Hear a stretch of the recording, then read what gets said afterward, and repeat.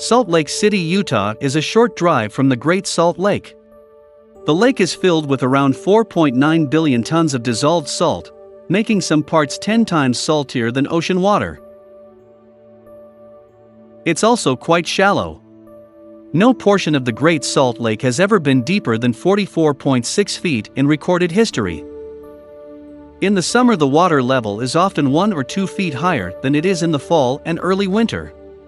It's always changing to some degree or another, and at one point, it grew to about 2,300 square miles. That's larger than the state of Delaware. Now, it's going in the wrong direction. The changes of the lake's surface elevation are just one aspect of the lake, monitored by scientists. And it dropped to barely 4,000 feet above sea level in July of 2021. Equaling the lowest ever recorded there. Then, the United States Geological Survey revealed the next weekend that the water level in the southern half of the lake had plummeted much lower, which was very alarming to conservationists. The Great Salt Lake is a type of lake known as a terminal lake, which means that there is no way out. The Bear, Weber, and Jordan rivers, among others, provide fresh water to the lake. The Great Salt Lake is not tied to any outgoing rivers or streams. Around 22,000 miles of watershed all drain into the basin of the Great Salt Lake. The Great Salt Lake is a hypersaline lake that is divided into two parts, called the North Arm and South Arm. The Southern Pacific Transportation Company Causeway connects the two. This railroad, completed in 1959, runs right across the lake. Since it is a substantial structure made up of rocks, it does not allow any significant amount of water to flow between the lake's northern and southern ends. The south arm of the lake gets about 90% of the lake's freshwater flow. The north arm is not only denser now that the railroad causeway is obstructing its water flow, but it also has an extraordinarily high salt content, of between 16 and 29%. This is a rather severe environment compared to the South Arm, where the salinity drops into the single digits.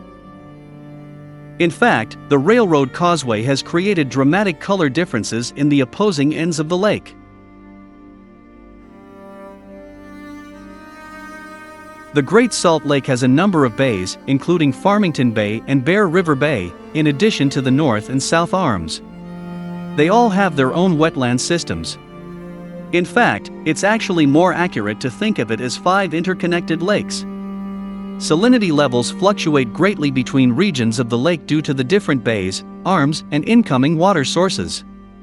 In terms of salt content, it's one of the most unique areas on the planet.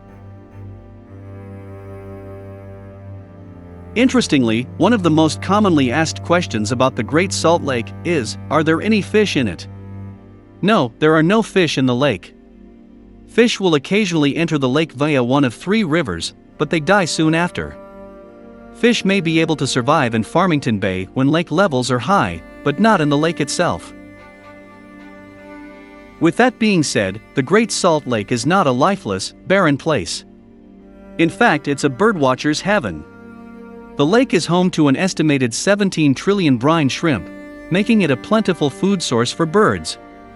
When fully grown, the small invertebrates can reach a length of half an inch. They lay eggs called cysts which make a great meal for the local birds. Brine flies' larvae are also tasty treats for birds.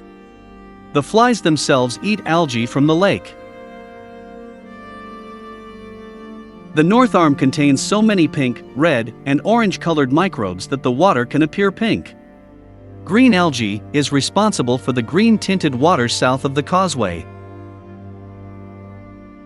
According to the official website of the Utah state government, 10 million birds, from 338 different species come to rest, eat and reproduce, at the Great Salt Lake every year.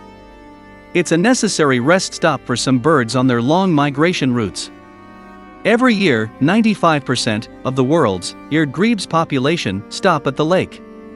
Even after shrimp and their eggs are harvested for use in aquaculture, there's still a lot of brine shrimp and other food sources.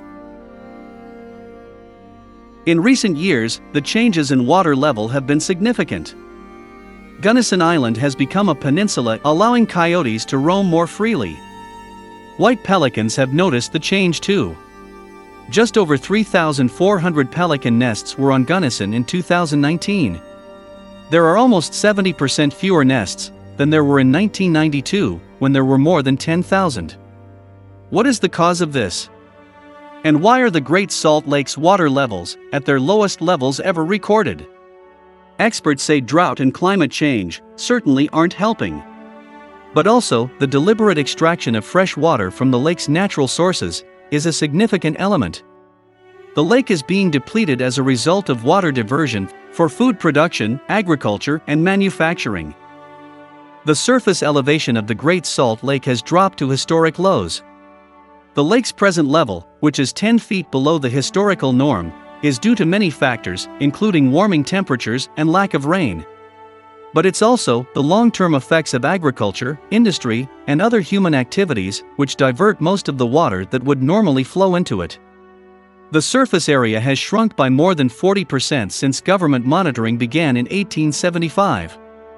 In addition, the lake's water loss is exacerbated by ongoing drought and rising hot temperatures due to climate change.